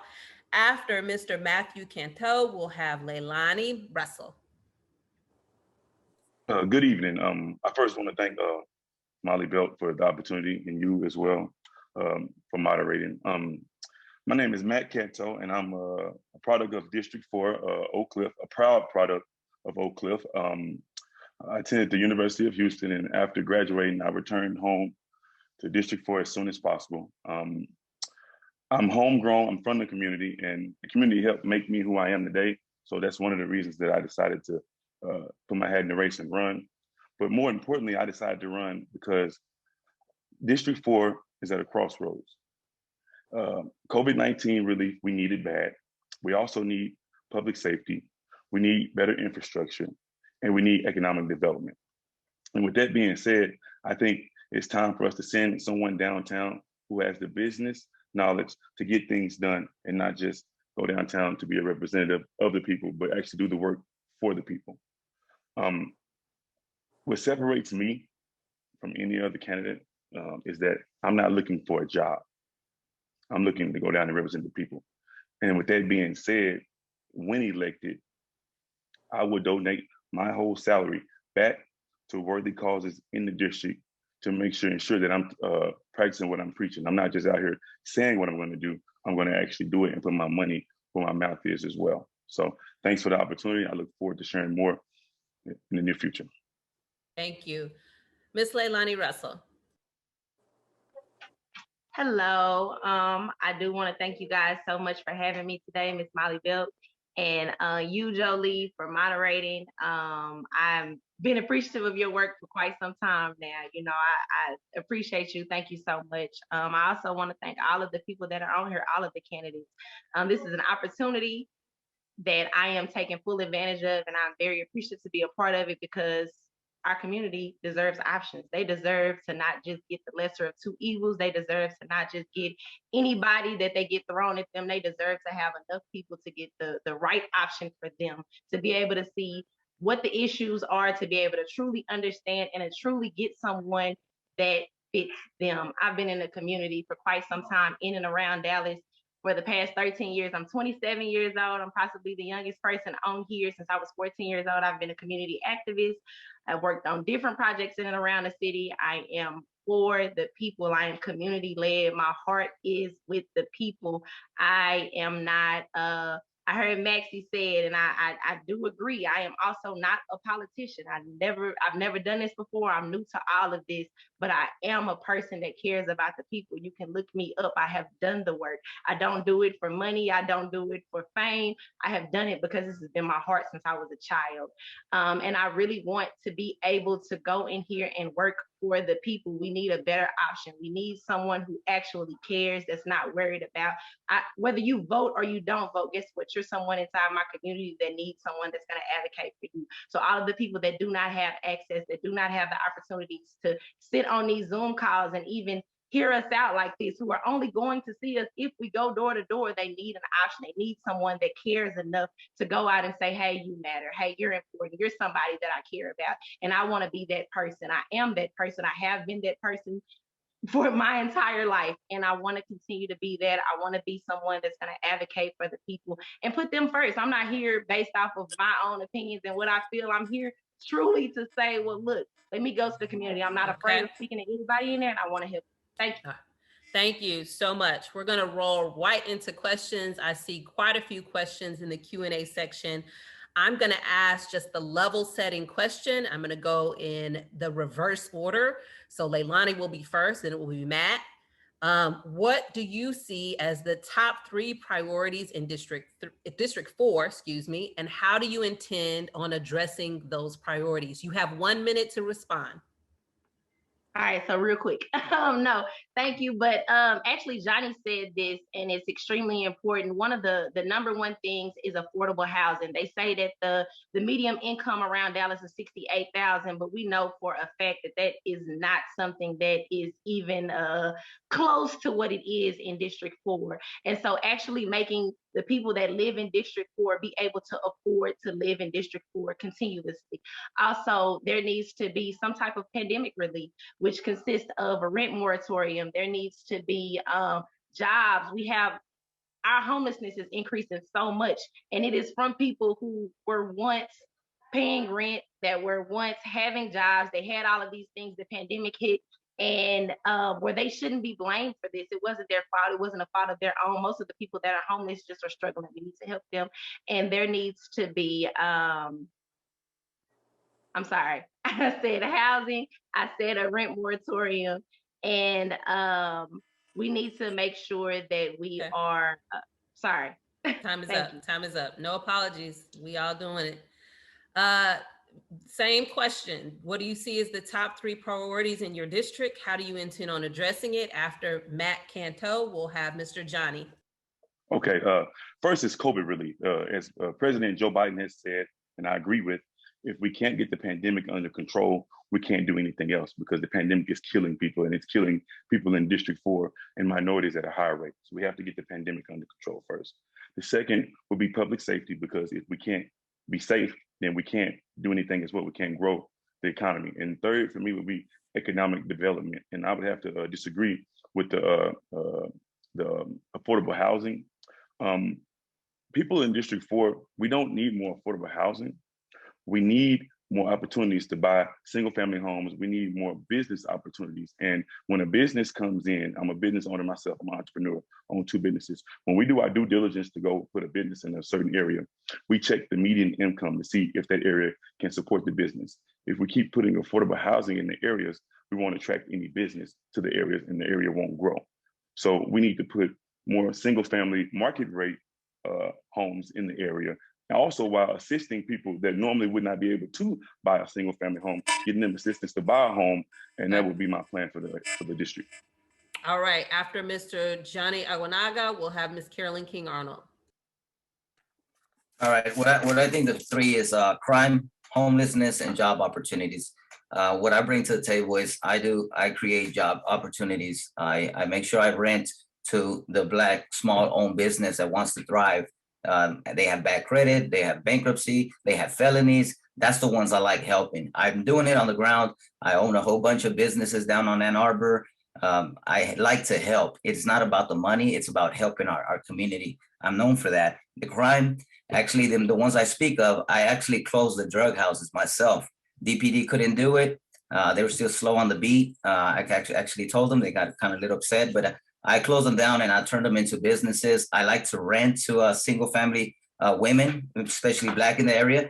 And I just love helping them. And then the third one would be the homeless. You know, if you heard of Camp Rhonda, I opened up my private property. I seen that every district council has been ignoring it. You know, I'm not trying to throw rocks, but I'm just trying to talk in general. And I stepped up. I opened my property. I put some restrooms out of my pocket. 60 nonprofits came through, fed them. The city didn't like it. Right. They closed it down, but we relocated. If I didn't throw the rock, it wouldn't happen. Thank you. Thank you. Ms. Carolyn King Arnold, and then Mr. Maxie Johnson. Go ahead and take yourself off mute. There we go. Thank you. I want to be very clear about where we are in terms of leadership in District 4. I'm on the inside, and I'm here at the Horseshoe, and I'm here at 1500 Marilla day to day. And so when you hear all of these other interpretations of what a vision could be, I know what it is. I know what we're facing now. I have the experience. I know that from working in this community over the last few years, public safety is first and foremost in District 4. For over the past 5 years, and not a little longer, District 4 continues to rank high in terms of criminal homicides and criminal activity. If we're not number 1, we're number 2. And that impedes a lot of progress we can make when folks around the outside talk about, we want a store, we want this, and we want that. You cannot move forward successfully without public safety. And that's first and foremost, and that's why I initiated Dallas 365 Safe, so that we can begin to change the conversation and the dialogue as to how we can change the dynamics. Last year, we had over 50 murders right in District 4. About 30 of those were Black men who committed murders against other Black men. So we've got to do infrastructure and basic services. Those are the top 3 for District 4. There we go. Thank you. Mr. Maxie Johnson, same question. Yes, Jolie, thank you. We have several issues, not just 3, several issues in District 4. Number 1 is public safety. I will work with the community stakeholders, churches, local businesses, and leadership to reduce crime, small and large, and return District 4 back to its safest community. Number 2 is economic development. I will advocate to bring more business and work creating equitable growth that focuses on empowering our community. Number 3 is neighborhood revitalization. I will advocate enhancing the quality of life, access, Wi-Fi, and clean air. Potholes are a major concern in our district. I will advocate to clear that up. Also, our COVID recovery. Again, we can't do anything if we're not safe. I'll continue to advocate for more COVID testing sites and locations where the vaccines can be distributed in District 4. And one of the most important things is community input and engagement. Build District 4 Community Coalition and open up group of constituents that meets monthly to share updates and discuss issues concerning our community. This is what I would do. I will advocate for the equality of life for the LGBTQ community. This is the need in District 4. Okay, thank you so much. The next one, I'm going to jump right in the center with Mr. Johnny first, and then Matt. So y'all be prepared. But one of the kind of questions out there is about development without displacement. That's a fear that folks are having in District 4 as they're seeing development. They say the term gentrification, but most importantly, it's gentrification that leads to displacement of folks being able to enjoy the development in their district. Mr. Johnny, what do you plan to do? What safeguards do you plan to put in place that attracts development, but doesn't also promote displacement? You gotta watch when they throw that word economic development. That means they want some outsiders come in to gentrify South Oak Cliff. I'm more for the working family. I like to build structures, hard homes that you buy for $240,000 down the street from these builders that they're bringing in. I'll sell it to you for $189. What's the secret? I just take less home. That's the secret. I like to help. I'm not in it for the money. And so in the economic development, if we're needing taxes, I've been in close with Chad West and several. Tell them what's going on with the city permits. We're losing $240 million on permits that are not going through my council, and several do not know how the process goes. So just that right there, we're losing a lot of money, and we need to speed that up. Something that I have experienced. We can bring taxes if we need to, but we need to fix that permit process. So I'll make sure that the mom and pop stores in South Oak Cliff, because it's always been mom and pops. We never had these big stores. They rise up. You know, we have all these programs at the City of Dallas to help the small business owners, and we're not using it. We want to wish upon a star and bring in some Starbucks or something. We don't need that. We have our own people. We have our own income to work with. We don't need outside help to come gentrify it. We can work in ourselves. You see all these moms at Rakers barbecue. You see all these places. They've been there for years. All they need is a facelift, some lighting. We have so many entrepreneurs there that they don't get the chance because they're like, don't bring in more of the same affordable where you're at. No, that's wrong. You need to give them a chance, or give us a chance first to catch up before you start putting the seed in the medium income. Come down to the ground, look at our income, run it. I've done it with the HIP program, and I was shocked that all of a sudden we're $52,000 a year, and that's not true. We're about 28-30 average. Okay, thank you so much. After Matt, we're going to have Leilani answer the same question. Could you repeat the question, please? Question is about how do you attract development without also promoting displacement, right? So somebody in the Q&A said gentrification, but really it's about how do you stave off displacement that so many people in District 4 are fearing? Absolutely. Okay, so to me, it's simple. It's not simple, but it's an easy answer. Education. And when I say education, I mean education as far as business education, financial literacy, because here's the deal. When you have, as Mr. Johnny said, you have, have to watch out for economic development. That's just a code word. Well, in some cases, it is a code word for outsiders to come in. But I'm tired of District 4 and every minority community across the country getting minimized. No, we have the ability, we have the people here to do what we need to do and develop it ourselves, along with outside people coming in and giving us some of the tools as well. We just need to educate the people. Hey, you want to open a business? Well, open it up in D4. And by the way, let's give you an incentive to open it up in D4. Let's help you with your business model. Let's give you some business training. Let's show you how to run the business so that you're able to sustain the business. And also, let's make sure that you know that if you stay in District 4, you won't be punished. You won't have to worry about the safety of your business. You'll be able to thrive just like everyone else. Okay, thank you so much. After Ms. Leilani, then it's going to be Maxie Johnson. All right, hello. So first and foremost, I am for revitalization without relocation. So I do want to say that we need to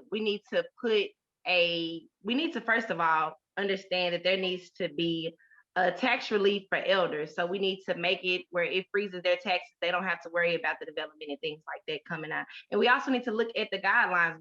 How are they even creating the cap for the income to be at 52,000, 68,000, whatever it is? And we need to know that is for the developers and not actually for the real people. So we need to work on getting an understanding of what the income is in our areas. And then we need to talk about actually creating a task force of the community, by the community, that has them to understand what are the developers that are coming in and do they want them to be there? What does that mean for the community? How does that work? And how can these developments actually work towards the community and helping it without taking away from what we already have going on, so that these entrepreneurs, that these businesses that are already here can still be here, that we can upgrade them. And also if there are any developments that want to come in to beautify the communities, they're not taken Okay. away. All right. Thank you, Leilani. Maxie Johnson and then Carolyn King Arnold. Ms. Jolie, can you ask the question one more time for me? The question is about development. How do we attract development? How do we safeguard against displacement? Gentrification was the word used in the Q&A, but really it's about the fear that many folks have around these new beautiful things happening, but then people are displaced. One thing I would do is involve the community concerning issues with development. I would invite the development in and let them get a feel of the community. We want investment. Investment brings involvement. Involvement brings investment. So what we would do, we would involve the community, talk about the needs of the community, and work with development.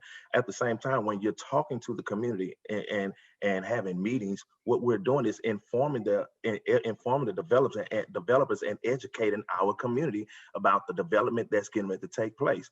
People want development. People want our community to grow. They just do not want to be pushed out. The way we don't push anyone out is to make sure that we develop a partnership. And that's what I've done as an elected official in District 5. I've created a partnership. When we get ready to make major decisions in our community, I invite the community in because it's the community that needs to know what's going on. We're tired of people coming into our community trying to develop something and bypass us without really including us. So we're going to include them into our development, build partnership, and support what we are trying to do in District 4. Okay, thank you, Mr. Maxie Johnson. Ms. Carolyn King Arnold. Thank you. And I'm at the point now too where I'm listening, and I'm very happy that I am in the place that the voters of District 4 have put me in, because District 4 is in dire need of consistency, transparency, commitment, continuity. Every time you have a breakup in leadership, District 4 is pushed back over and over and over again. I have the luxury now of knowing where those districts are that are being highly threatened by displacement and possibly gentrification. So I can tell you right off the bat, 10th Street, where I basically worked with the other members of the council to stop those demolitions. That was a very proud day around the horseshoe, because they are being threatened at more rapid speed than others. We put in $250,000 to give housing assistance. We put in $250,000 to help clear their titles, the $750,000 to help begin to stabilize their homes, made grants available. We're also doing the same thing in the bottoms. We're putting in about $10 million. I've put in money from my discretionary funds, about $1.5 million to help with housing stock. We're putting in over probably $5 million now with the streets and infrastructure. That is to begin to stabilize that neighborhood. Also, we're looking at taxing incentives. So all of this is what I know that we're doing, and it's not about speculation. We're at the time where we can no longer treat District 4 as a science experiment. I know where the districts are that are being threatened. I'm in partnership with their leaders. I know, and I have relationships around the council to make the plans work, or put in force the plans that to enact the plans we need to help prevent displacement and ultimately gentrification. All right, thank you so much. One of the questions is talking about, as a council person, your vote, and I'm going to go in a wishy-washy order again. As a council person, your vote impacts the entire city and not just your district. So what will you do to facilitate low-income housing north of I-30 for renters at or below 50% of the area median income? Please write the question down. I know as I get later on, some people ask me to repeat it, but it's delaying the answering of the question. As a council person, your vote impacts the entire city and not just your district. What will you do to facilitate low-income housing north of I-30 for renters at or below 50% of the area median income? This time, I'm going to start with Matt Canto. I'm going to go to Leilani after that. Okay, so I'm taking a different stance on this. I don't agree that I need to facilitate more affordable housing. I feel like, do we have enough affordable housing? I feel like we need to help people that are in affordable housing get out of affordable housing and get either better paying jobs in the area or across the city, and help them be able to become home ownership. Home ownership is the one key to generational wealth. So I'm an advocate for helping people to get better paying jobs and helping them get into single family homes, whether it's in District 4, whether it's past I-30 or wherever it is. I'm an advocate for helping people to get better paying jobs and, more importantly, helping people become homeowners, because we know for so long that minorities have been redlined, minorities have been charged a higher interest rate. The value of minority homes have been wrongfully appraised. So when you bring in homes that are below affordable homes, and all you do is drop the median income, and then people come in and say, I don't want to bring businesses into that area because they cannot afford to keep the business afloat in that way. Then you brought the home values across the whole area, and then you have a problem on your hands. So I'm not for affordable housing, more affordable housing. I think we have enough. All right, Miss Leilani, and then I'm gonna go to Johnny Aguanaga. Okay, currently we are in a pandemic, so people are already struggling. Let's just go ahead and say that outright. So we already have people who cannot afford their current place of living, that they already have dug themselves into a hole. So when it comes to this and it comes to voting, and when I talk about affordable housing and things like that, the affordable housing currently is based, like I said, on the median income. So being able to understand that there's a new housing plan that is in works right now. If I'm not mistaken, it should be going into place in May, or should be ended in May, something like that. So there needs to be an understanding of the fact that whatever is supposed, even the current affordable housing rate, it needs to be at the same place. If we're raising income to 15%, $15 an hour, then we also need to make sure that the housing is at that max. We can sit up here and say that, yes, we're going to get people better jobs and all of these other different things. But if we don't have enough jobs that are going to pay you over $15 an hour, you're still not going to be able to get to you. There needs to be some type of assistance for that. I'm sorry. All right, that's all right. Johnny Aguanaga, and then I'm going to go to Miss Carolyn King Arnold. District 4 is nothing like these D10, D11. You know, they're high. The properties are higher. One property over there is like $100,000 plus. So that's a challenge right itself. So I go back to the local. They mentioned 10th Street and the bottoms. In the bottoms in the 2016, 2017, we had our RFP out there that we were going to build homes. So we all, as developers, affordable housing, we went out there and we bid it. And I was going to put 10 houses at a time at $130,000. It was stopped by our active council now because of the fight with the deck park and all that. So it stopped us completely. And it had a 10-year deed restriction that anybody that buys it has to be low income, has to qualify, and they cannot resell. So that's what I bring to the table. Is I make sure that if we do something, we make sure that who wins is the homeowner. And that's not true about having houses lower, and it's going to lower, people are not going to come in. Well, for stores to begin with, I know because I'm development, you need roofs. It's called rooftops. So the more rooftops you have, the more Walmart will come in, or whoever you're trying to be, who you're trying to bring in. So rooftops is the main thing. And you want to own the house to have liberty, to have freedom. You don't want a big $400,000 home and try to invite people over. Then you're going to cause a ripple effect, and it's going to hit everybody with taxes. My mama, my cousin, your friend, everybody in District 4. So that's not a good thing. If we want taxes, we need to start looking at hotels. We need to start looking on the side of the roads. We need to find out how much taxes was last year and the last year before. Give me the numbers and I'll tell you what we can do. Okay, thank you so much. I believe I said Ms. Carolyn King Arnold next, and then Mr. Maxie Johnson. Thank you.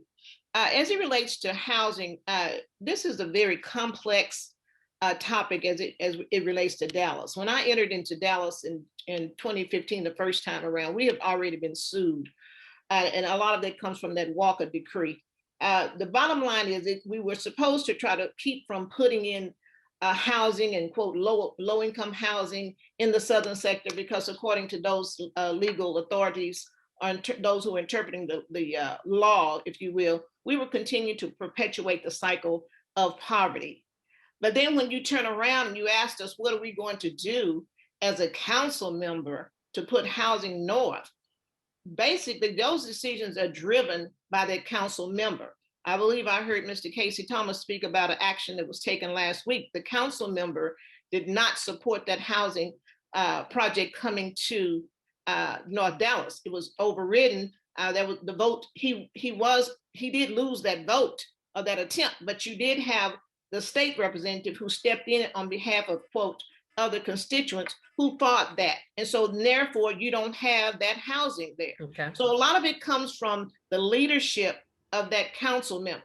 So all we can do is to move forward as a council to begin to address some of the underlying issues that hurt us when we try to move housing toward the north. But it is dependent upon that council member. Thank you. All right, thank you so much. Mr. Maxie Johnson.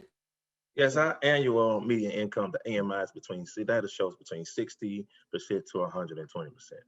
I hear everyone saying affordable housing. I would like to call it workforce housing. Workforce housing is housing for those that serve us every day, your normal people, your office manager, your teacher's assistant, the clerk that works in the office.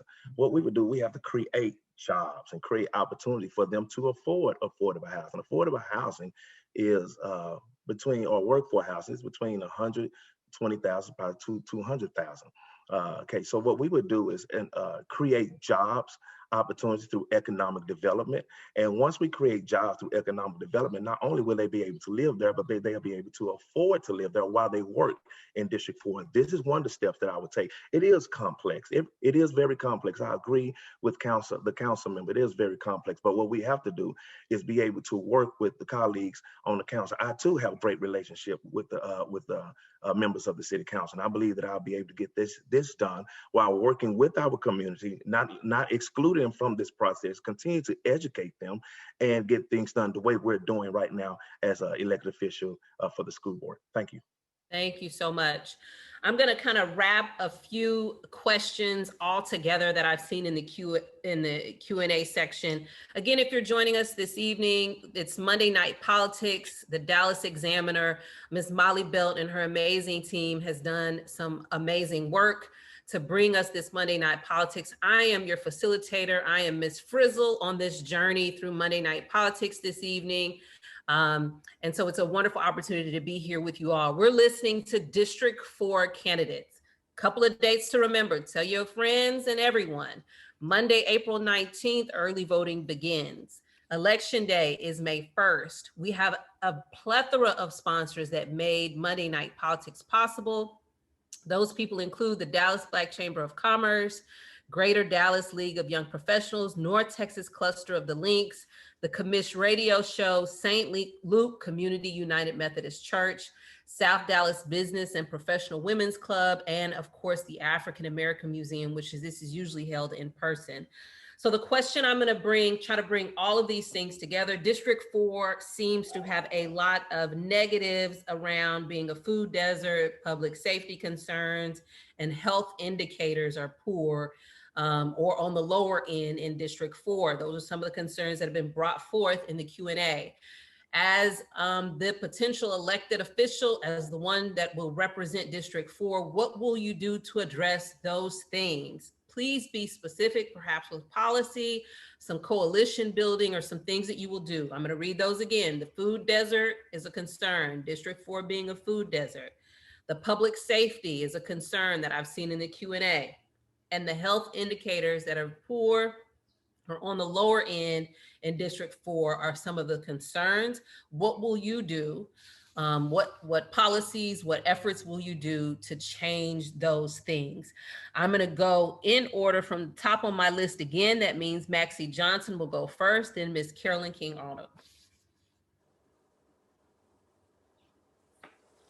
Thank you again, Jolie. One of the things that I have done, I heard a public safety concerning our health. One of the things I have done to address some of these issues, and we're going to start with COVID, was I was able to have 2 vaccine registrations within a 2-week period. And we registered at South Oak Cliff High School and O.W. Holmes Middle School. We addressed and registered over 700 people to be able to take the shot for COVID. We must understand that our health is our number one concern. And not only did I do that as a elected official and still with our community, I've hosted several community meetings and will continue to host several community meetings to educate our community about the health issues that's going on in District 4. we must understand that our community is aware of these issues. And I only have a short time to really to display the things that, or to talk about things that I would do. But I want to say this, that our community is aware of what is going on in District 4. And we must educate our community surrounding these issues that we're dealing with. So education is key. That's what I would do. Educate our community, then we would tackle these issues together. Okay, Ms. Carolyn King Arnold, and then Mr. Johnny Aguanaga. Thank you. Once again, experience does matter. I know it sounds kind of hokey, but it does matter. I'm not a spectator here tonight. I'm here as an experienced warrior, day in and day out. So yes, I have a weekly update that goes to all of my constituents. Yes, I have provided through leadership and advocacy a COVID testing site at Good Street Church. Has been there for several months now. Yes, I have taken the initiative to negotiate and work with a doctor that's coming to Glendale Shopping Center to bring a community healthcare center. And that's coming in the next couple of months. And that's because of my advocacy of putting together a medical team to address this issue of the lack of medical facilities here in this community. Yes, I'm very proud of the fact that we also have put in, as I stated, multi-million dollars now in terms of housing. We've made accessible the land banks. So over about 80 land banks existed in District 4, and over half of those are being built with infill houses. And so I'm also extremely excited to announce the fact that we're continuing to clean up trash in our neighborhoods with the major overhaul within COVID. We're adding arts. We're adding a new art piece in the Twin Falls Park. So when we talk about what we're doing, and also another major announcement, we're putting in a major multiplex complex over at Cadillac Heights. And so I've announced my Blue Ribbon Advisory Area Plan team to begin to make those changes. So these are some of the things that we're doing, and it can only be done with experience and not with this speculation and guesstimation of what you will do. And I have that experience, and it already is in the works, and we're doing great things. All right, thank you. After Mr. Johnny Aguanaga, it will be Matt Canto. Okay, on the food desert, it goes back to rooftops. District 8, they lost it because of rooftops. I was in a development that we were going to do over there, and Walmart left because of rooftops. That's just, if you don't have rooftops, you're not going to get a store. That's period. On the public safety, that's where I enter, boots on the ground more than pretty much anybody in here. Closing down drug houses, buying them and turn them into business, small Black-owned businesses. They thrive. They have felonies on there. I give them that opportunity, shine. This is what I do. I bring out people to make their money, and that'll slow down all the crime. The homeless as well. Homeless is real big. We need rehabs. That's part of public safety. I had a meeting with Dallas Police Association. Same thing. They're out of their 3 calls, they say about 2 are for homeless. So if we helped we help our homeless like we've been doing, we'll reduce the crimes. We'll close down the drug houses so they won't be able to buy. If they have to go to another district that they're not working, that's fine with me, but not in District 4. And I'm also gonna announce something. We're about to do a big. We're in project right now to do a veterans neighborhood for elders. It's gonna be by the Veterans Hospital. It's not up yet, but this is what I do. So I don't just talk to talk. I actually boots on the ground, and we're about to do about 24 units over there by Polk. And like I said, we are going for affordable housing for the people. They can mix up all the affordable housing, low income, however they want. I am looking at $29,000 kind of incomes. I am trying to bring it at $900. If it's all inclusive, even better. That's what I'm bringing to. I've been doing it for years. I didn't want a chair, but now everybody's like, why don't you run for the chair? Because that's what a council.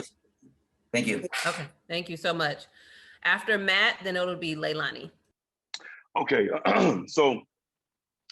You cannot have a policy without a plan.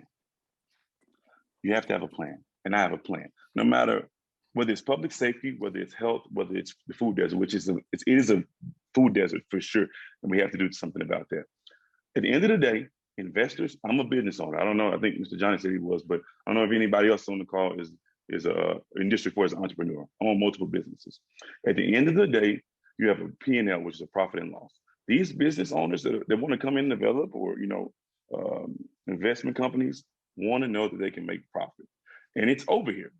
With that being said, we have to show them that it's over here. So what we need to do is we need to put more single family homes as well as multi-family homes, not affordable homes, but market price homes in the area. If you look at any area across the city, any metropolitan area across the country, where you have nice market rate multi-family homes, businesses thrive because they know that they can sustain a business. So we need to come in, need to make sure that these business investors or developers know that they can have a business, whether it's food, whether it's health facilities, because that's a business as well. Let them know that they can come to D4 and their business will be sustained, not only sustained, but it will thrive with the right leadership. Thank you so much. Leilani? All right, thank you. So I will, first of all, advocate for pop-up grocery stores. This has been working in Chicago, Seattle, other areas. We need these better options. Also, regulations on how many dollar stores can be around. They are taking up space that we could be using for more grocery stores, that we can be using for a lot of things. And they also discourage development coming in because it's cheap. It's a lot of things that go into that. And then easing the ordinance on on community gardens. It's too hard to start a community garden. We need to have community gardens. In other places, they have them, and they're even hiring people from the community to work in them so that we have better food options. And then when it comes to public safety, our police have too much on them right now. We need to be able to put some of this money back into other entities that can actually help. So putting into the Rights Care Act, putting into mental health, putting in things. Right now, our police system, our police are only getting about 13% of the people that are actually doing the high violence crime. And most of our stuff is going back into, most of the arrests are going to low level petty misdemeanor crimes. Okay, thank you so much. There was a question, it was a little bit about public safety around the number of murders of transgender women in District 4.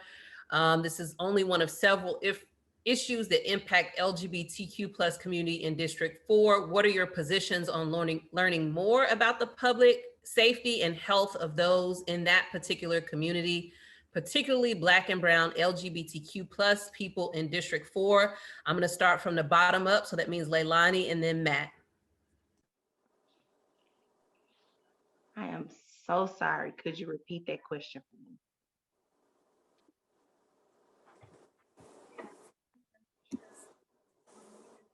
And I'm on mute. Last year, there were a number of murders of transgender women in District 4. This is only one of several issues that impact LGBTQ plus in District 4. What are your positions on learning more about the public safety and health of the needs of LGBTQ communities, particularly Black and Brown LGBTQ people in District 4?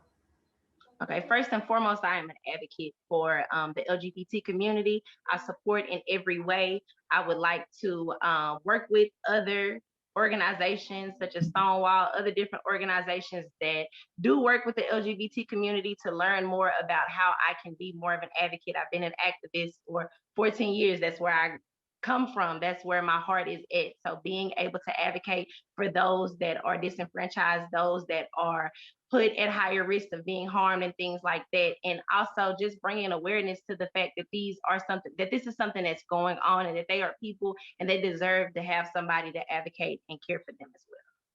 Appreciate you, Ms. Russell. Then it'll be Matt and then it'll be Johnny. As a African-American man, I can understand the plight of any minority or any particular group that has been disenfranchised.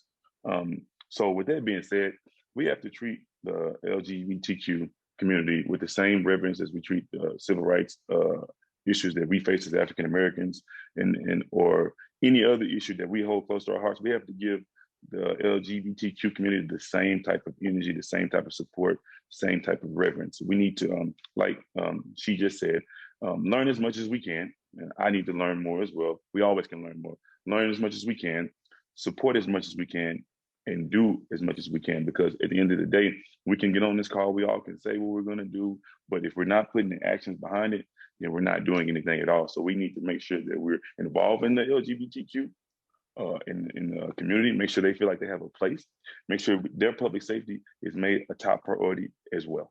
Thank you so much. After Johnny, it's gonna be Ms. Carolyn King-Ono. I do not support the LGBTQ and everything that they've been doing. and I follow Jessica Gonzalez on it. I'm kind of close to that, and others in the Stonewall Democrats. And I think that was sad what it was going on, and they couldn't find the person. I mean, that was something that what happens is a disconnect that we have in District 4. There's not too many people connected to the council or to the DISD trustee, and that's what happens when you want to put out, you want to look for a tip, and that's what happens. You don't have that communication. So we need a council on there that has communication. Even though they're elected, they need to be still getting in communication with all the residents. That's what was happening. We had no communication to get no tips, not even for the DPD. We need to get that trust back into the neighborhood. We need to meet the neighborhood. We need public safety also to get off that car and go shake hands with the business owners, get that trust so we can have tips. We need them tips to get any person like that that has a vengeance against LGBTQ that is not right. So I'll support them all the way. Thank you.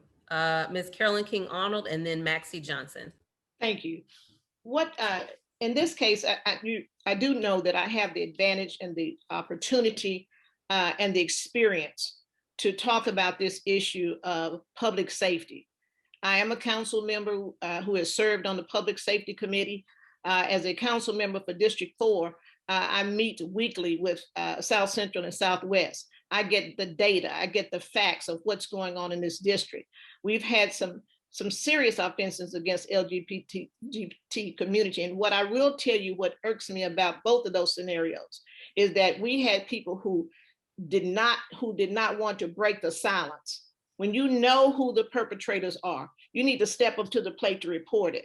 That's part of Dallas 365 Safe initiative that I have initiated along with the other public safety officials and partners here in the city of Dallas. We're also working with the North Texas Crime Commission because they saw the passion that I had for working with my community to address these issues. And once again, when we sit back and we remain silent, we don't want to talk about Johnny, who is pimping out folks in the community. We don't want to tell about little Johnny who's running those dopes, who is a dope activity and creating these crimes against our populations, regardless of who they are. But I will tell you that we must continue the advocacy. We must tell it, call 911 to get the job done. And we must continue to depend on people like me who have that experience around the horseshoe. And I don't have to continue to speculate. All right, thank you. Maxie Johnson.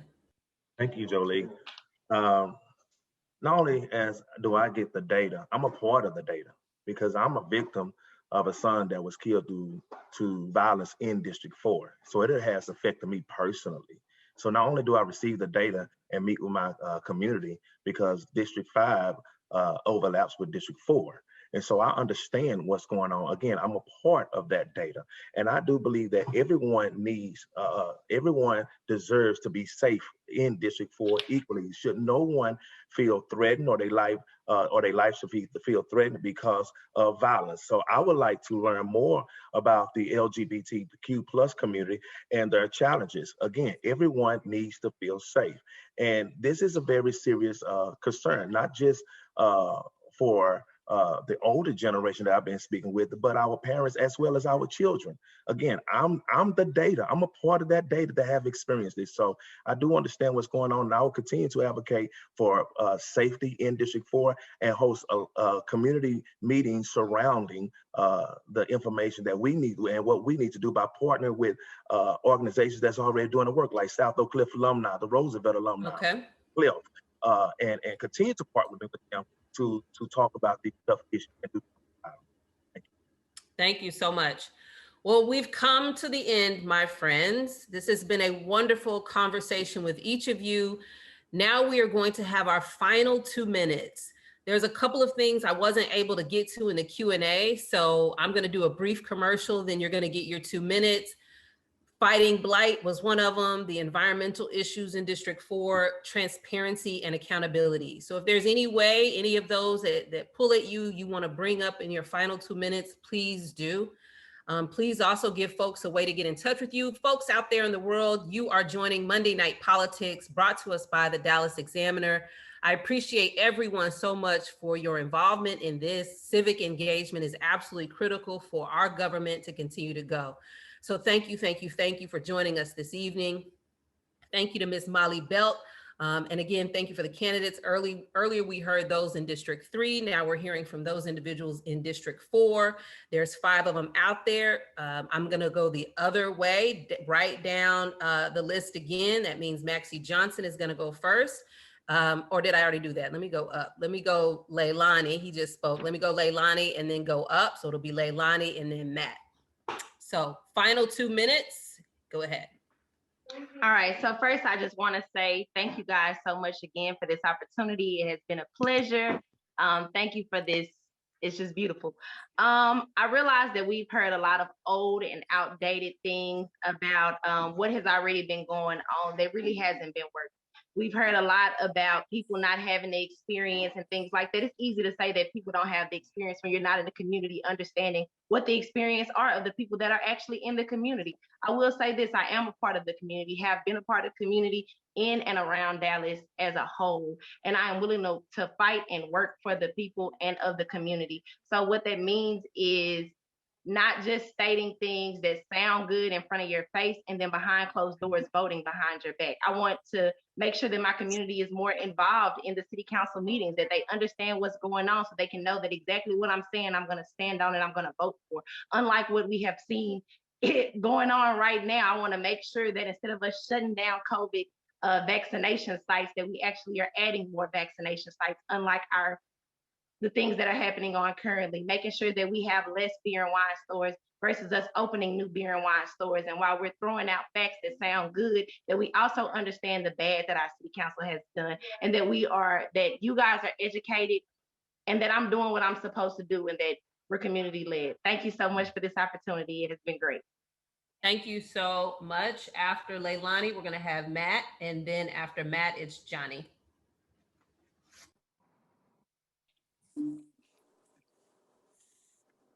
So, in conclusion, I want to say a couple points. I'm not looking for a job. I'm looking to advocate for the people. I'm looking to work with the people, most importantly, be for the people. As I stated earlier in my open, when elected, I would not accept a salary. It would be disingenuous of me to accept a salary from people in an area that I'm trying to build up when I'm doing okay for myself. So I'm going to donate that salary back to the worthy causes in the district to make sure that I'm putting my money where my mouth is. And I want to say lastly to all the voters out there, a vote for me is a vote for someone who's going to give you 150% of everything that he has to make sure that District 4 is always, always, always put first and never forgotten. Thank you. Thank you so much. After, it's going to be Mr. Johnny next and Carolyn King Arnold. Okay, I stated my point. I'm against gentrification. All this economic development doesn't really have a plan. They're waiting for these third parties to come out from the outside to come in. And like I said, we need to stay away from that as much as possible. I do believe in mixed income, building for a low income, medium income, which states the law that we should do. And I'm for that. On the Shingle Mountain part, that was overdue. I mean, a couple RFP bids would have had that done. And I know they had to go through the state, but at least you would have had calmed the people down and see what the process takes. So it took the councils too long to act on it. So that's another thing. And by me having construction experience, I said, bring down 2 wheel loaders and I'll go volunteer. You know, that's how simple this thing was, but it just got too complicated because they didn't know.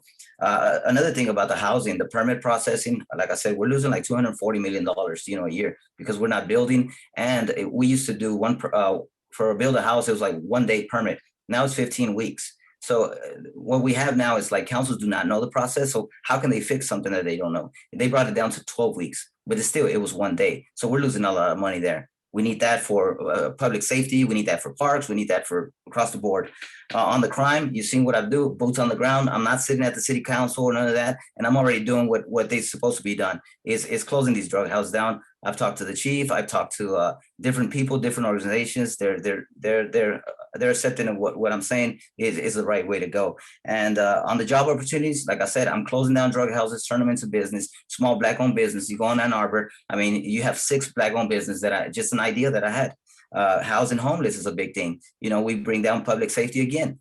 And so housing homeless, we're putting rehabs, doing some kind of halfway houses. Because I'm in the construction, I know all about that. It's way cheaper than trying to build this brick and mortar, millions of dollars that we do not have in the city. So there's a lot of ways to do it. And sometimes we don't need the city budget. Sometimes we just need to push, see what kind of tools we have as a city council. And then after that, take off the city council hat, if that's all it goes, and then come into the nonprofit. There's a lot of nonprofits with millions of dollars that want to come in that have nothing to do with the city. So all those tie up together with public safety, with job opportunities, and I've been doing it on the ground. I'm not doing it for political reasons. Since 2015, I've been on the news a lot of times for doing good deeds. At the city level, I have been stopped because it just doesn't go on their agenda. You know, affordable housing.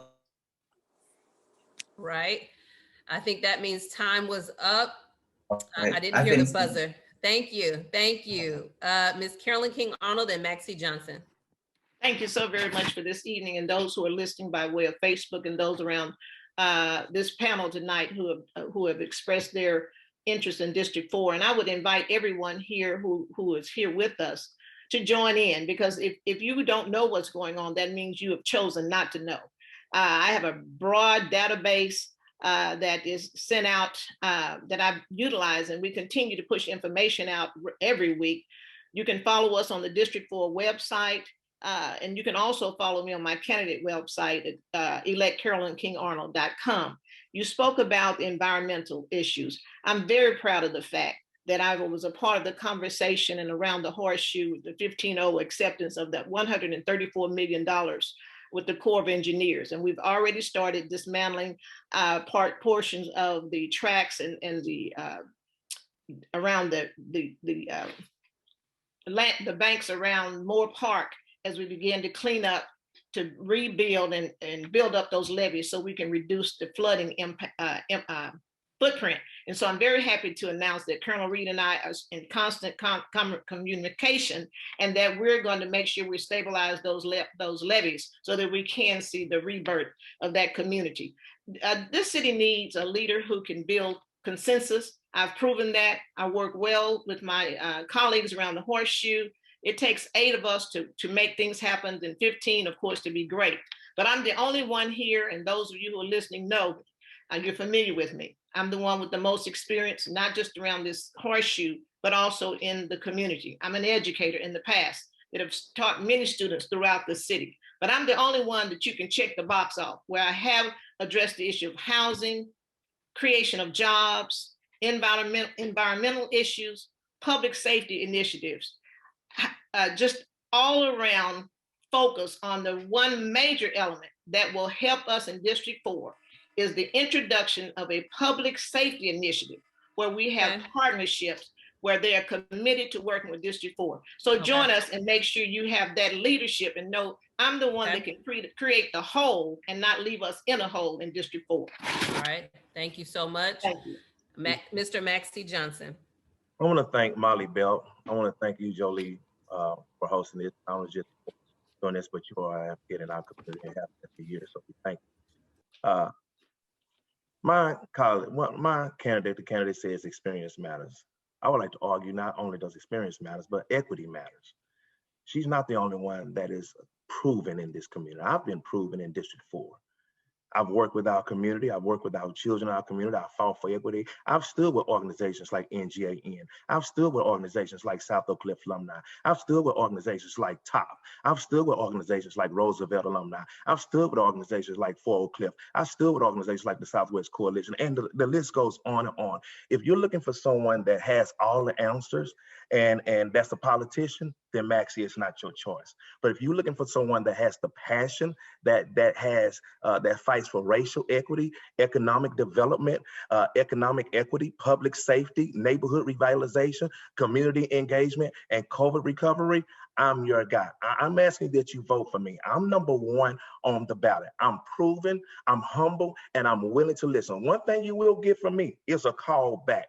I will respond to your email. I will call you back. And I will not say I'm for COVID and then remove one of our main sites in 75216 off the list and put politics over public health. That's what's being done. And so if you want someone that's sincere, that's proven, and that's going to be with you every day, because I've been doing that. You've elected me to do a job. You didn't elect me because I had it all. You elected me because you knew that you can trust me. And so once again, I'm asking you to vote for Maxie Johnson, and together we're going to build the community with the community. I'm number one on the ballot. Why? Because we are one. Well, this has been an amazing time. Thank you all to District 4 candidates.